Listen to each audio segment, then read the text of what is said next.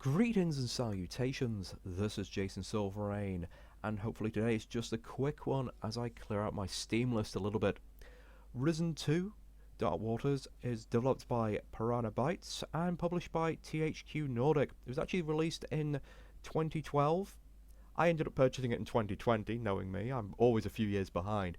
And if you're here for a too long didn't watch review, simply put, it's a game that's aged visually very well. It's absolutely gorgeous in terms of scenery and environment. However, its animations are somewhat janky, and it forgets that the companions are even there, so whilst your character's hiding, they're walking around like absolute goombas. The combat system is absolutely god-awful, so play one of the other Risen games if you're going to play through them. But the voice acting is really good, and the story, well, if you take it as somewhat railroady and not much choice for the player, pretty decent, entertaining enough, and it's kept me going. But if you're here for something longer, I can go into a bit further detail.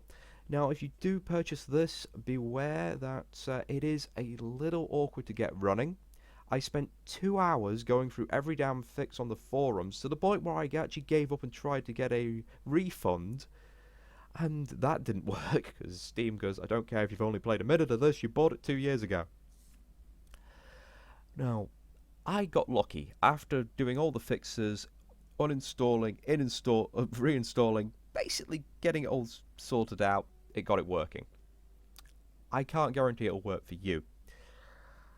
For something I bought for $3.75, it's a 7 out of 10. I'm somewhat spite playing it. I mean, nowadays I've gotten older, I feel like if I'd played this on release when I was younger, I would have gone all the way through, would have enjoyed it somewhat more because of its age, and at the time it would have been much better. But now, when I've got less free time, this game's mechanics and development, well, if it wasn't for the achievements and the fact they're relatively easy to do, and the fact that you can actually cheat your stats to boost yourself up a bit to make some of the more tedious elements of the games more bearable, I probably wouldn't bother. It is not worth the modern $14.99 though, I cannot recommend that. The DLC, what knocks it up to that amount, is just very short, very small, and one of them was a flimming costume that you can't play till you're about a quarter of the way into you can't use until you're a quarter of the way into the game, and then within 2 islands you can buy something that's just vastly superior to it. It's like, what's the point? All these items look worse than the armor I've got for the DLC, but the DLC armor stats are rubbish. Well, rant over. I should get into the meat and bones of this. If you've not played the early Risen games, then don't worry. You don't really need to know what happened in the previous game, as the game will be generous enough to go over it in some detail. Long story short, you're the hero of the previous game. This is following on from the Inquisition ending. And your character has suffered badly from the previous game. Magic is now completely banned. Your character has hideous PTSD and has basically been lost in a grog and rum-fueled slump for God knows how long. Months? Years, maybe? And he lost an eye in the process. All your achievements were sort of underplayed and claimed by your superiors. So, you're just a lowly lieutenant with no respect, as you can see here. With all due respect, Lieutenant, you're drunk and a disgrace to the uniform. Go bother someone who gives a damn. Commandant Carlos wants to see you. He's waiting at the top of the tower. Well?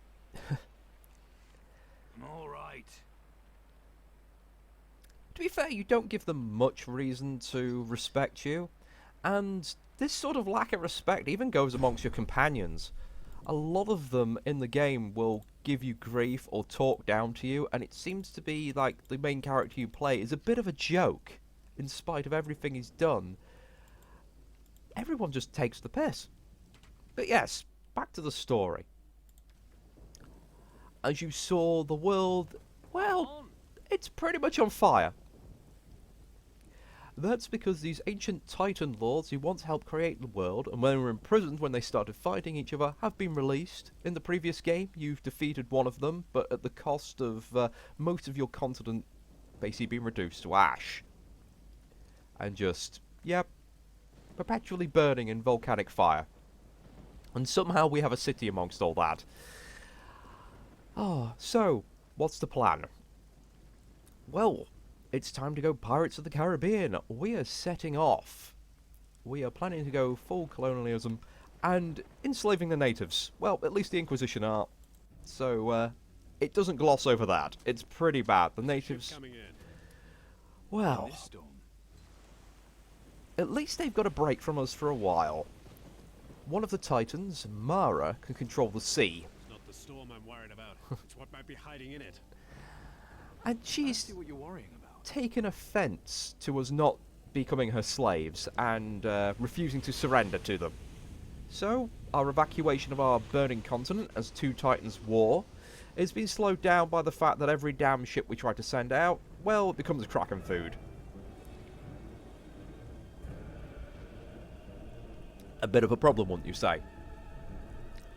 However, being the main character we are, we eventually discover that there's a weapon that can kill Mara. In fact, later on you discover there's 4 weapons that you need together to kill Mara. We need to save the survivors. I'm not risking another ship. The survivors will have to make it ashore on their own. Go down to the beach and gather up anyone who gets to shore alive. Yeah. So, the Commandant there, trusting you as someone who's dealt with this kind of thing before, has decided, yep, you're going to be the one to do So, this. What did the Commandant say? I've got to get to the beach. Now let me through. No weapon? You got a death wish or something? Haven't you seen the things that crawl out of the sea here? I like that. Now, I've always come down here with a weapon. I did not know there was an alternative weapon. Alternative conversation piece if you didn't have your weapon. I like that. That's a nice little detail. I could have sworn I picked up the sword, though. Now, let me try again. Ah, there we go. So, as you can see, stat-wise, we have nice equipment slots. You can have 1 ring, 1 amulet, 1 earring. And here are some of the DLC items, Still not a pirate. which I can't wear until I become a pirate. The problem is, by the time I do that, in the next island along, I've got enough gold to buy a new set of items that will actually replace them because they've got better stats. If you're going to do DLC like that, that's just a bad way of doing it. You should just let me wear it whenever, once I'd left the first island. I'm still a little bit annoyed about that. So yes. Now, as I've given you the plot in a nutshell, let's go through. I have a weapon. Now can I go? All right. Good luck. You'll need it.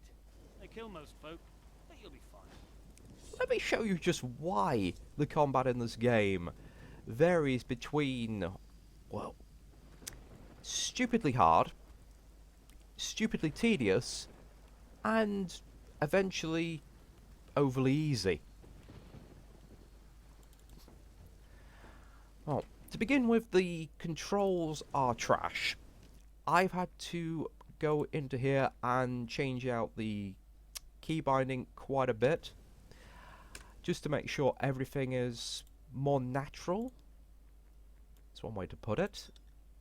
Because, well, otherwise you're clicking all over the keyboard to try and do things.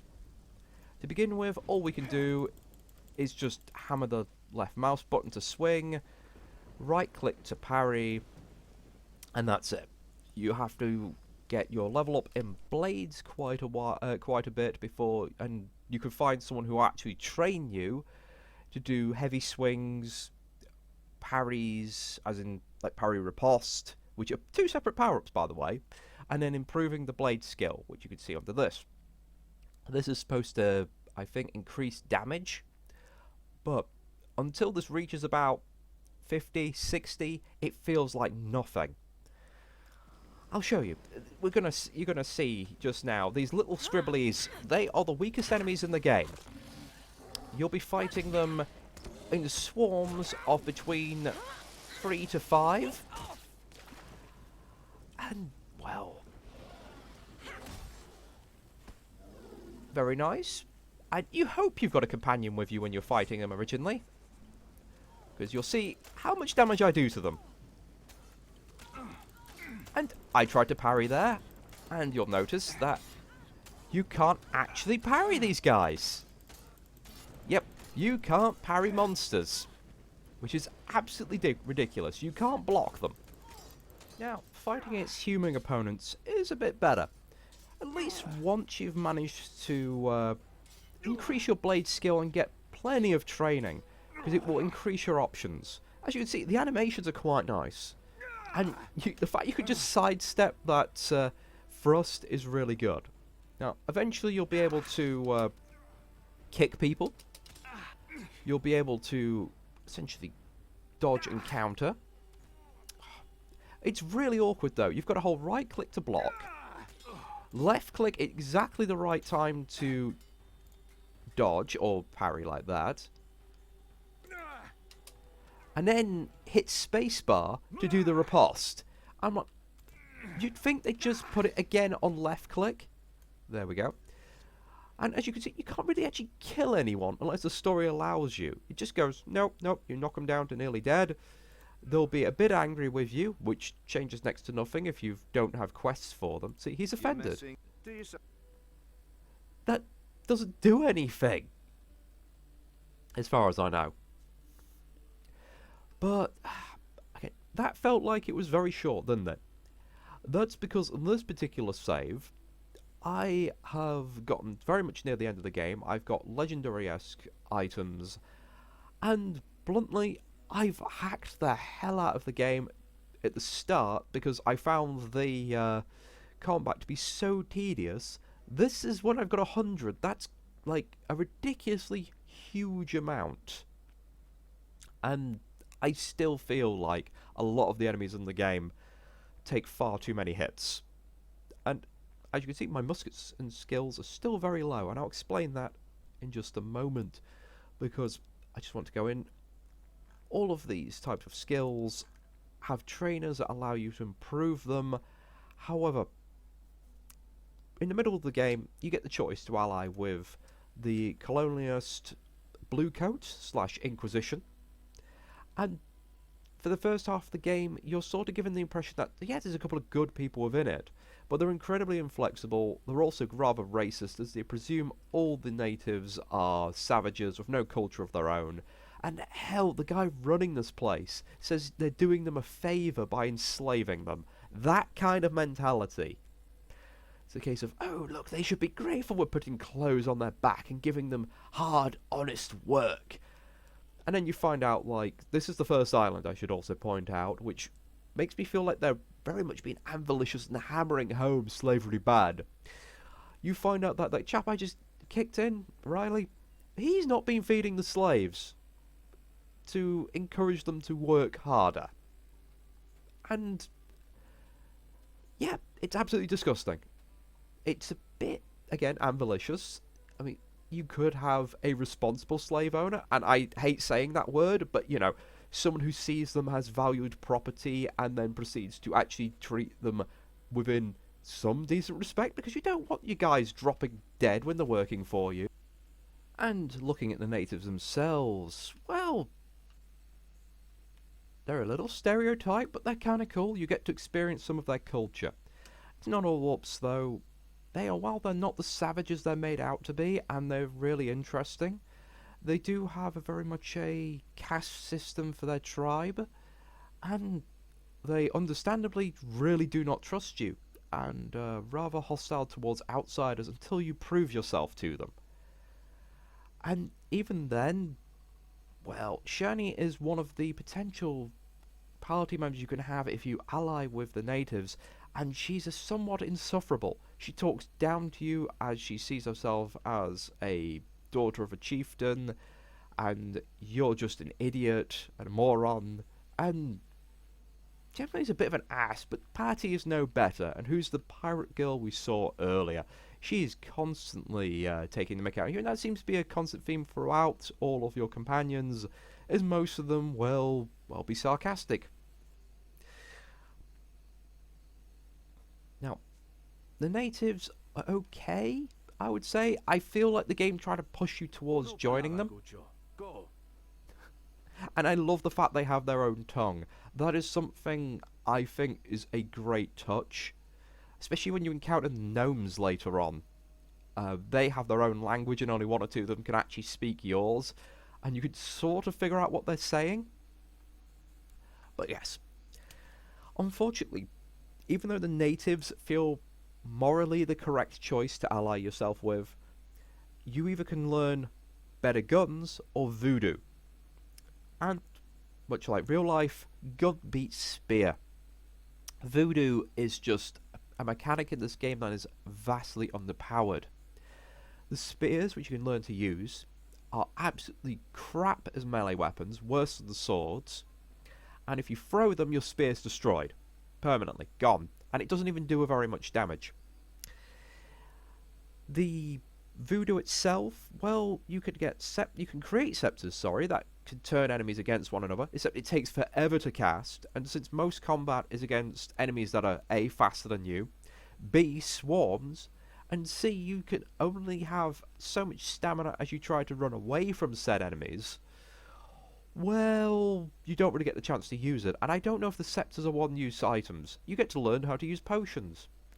Some of them are okay, but honestly, most potions last between 30 to 60 seconds. And require quite a lot of items that you have to hunt, and in a very specific place where you can make them. Not worth it. The crafting system in this game is just... I like it's there, but it's not used very well. And that's about it. You do get the option of Voodoo Dolls, and Voodoo Dolls are possibly the best thing. It gives you a whole section of selection of various quests you can do by possessing people via the Voodoo Doll. And those are hilarious. I find them to be absolutely great as you're walking around in the sky. But to get the most XP, you usually want to do most of the Inquisition way of finishing the quest first, and then swap over to Voodoo Possession. And again, this only happens at a few small points in the game, where if you go with the Inquisition, you get access to the proper muskets, which sadly I do not have, all the musket skills, and since you've seen how bad sword fighting can be, well, unfortunately, at this point in the game... Oops. These monkeys are going to give me problems. Just with my shotgun, because when you start the game, guns are the win button, and they are quite decent. But as you get further into the game, like now, I'm still using the shotgun, it's called, even though it's obviously a musket with a slightly rounded end, or say rounded funnel end would be a better way to describe it. Let's go to my sword.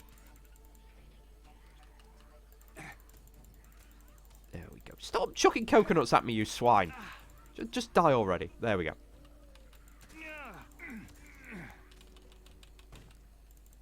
There.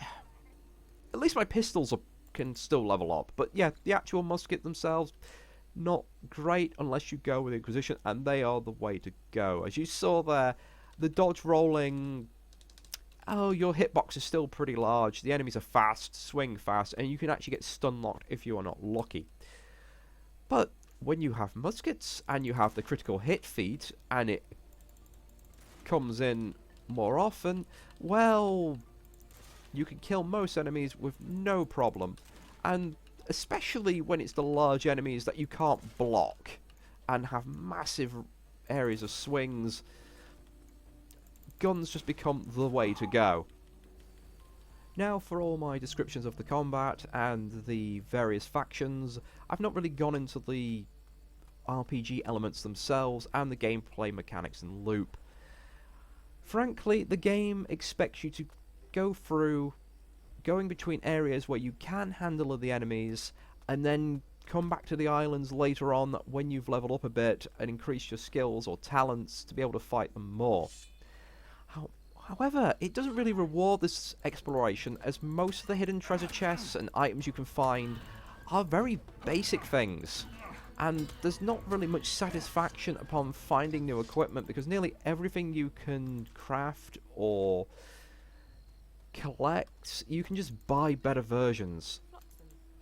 And very early in the game, you can find parts of somewhat legendary items that if you have gone down the crafting route, you can just craft this sword, and every other sword in the game is absolutely trash. You can find various different swords, so it doesn't even matter which of the islands you really start on and go between.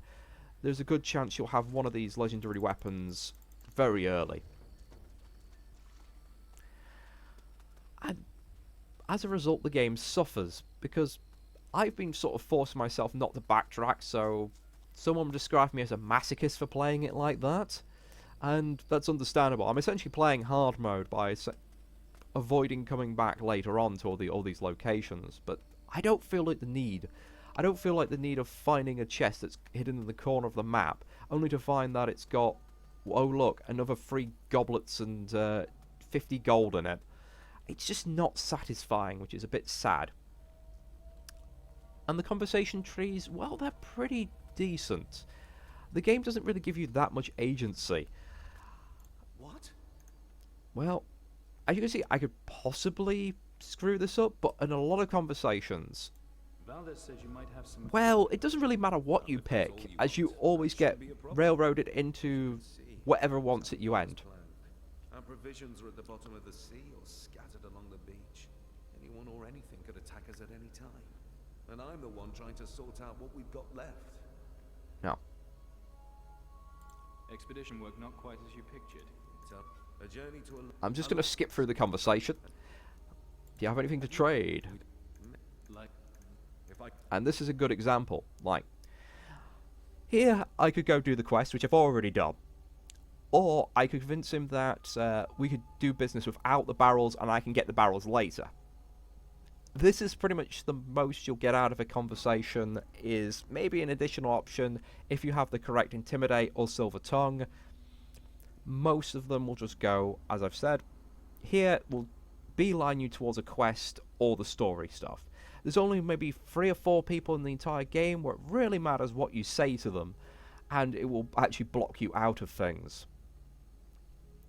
And it's a bit of a shame, because I prefer the early style of games that we had, where you had a lot of conversation options, and granted, maybe 2 or 3 of them were the correct, there were some really obvious wrong ones. But the modern ones, where it's a case of, yeah, we're going to just stop you from doing things because we're locking it behind skills. I understand it's easy to program, and you have to do less work, but it just doesn't feel as satisfying. But overall, the story's relatively decent, even if I'm not a fan of its sort of forced backtracking. And I think, as I said at the beginning of this, the best way to play this game is to, you know, start it, and right at the start, use the console commands to give yourself maybe 6,000 XP, build up your basic stats right away, and maybe 2,000 gold. It gets you past the very early horrendous bit of the game, opens up some options to you without completely breaking it, and I think it just needs that sort of head start to get the most fun out of it, which is a sad thing. Would I advise playing it today? Well, honestly, Mass Effect is older and better. Black Flag is a better pirate game. But if you can get this for less than a $5, I'd say pick it up. It's probably worth your time at that level. But thank you for watching. If you've got any more questions, let me know in the comments, and I'll do my best to answer them.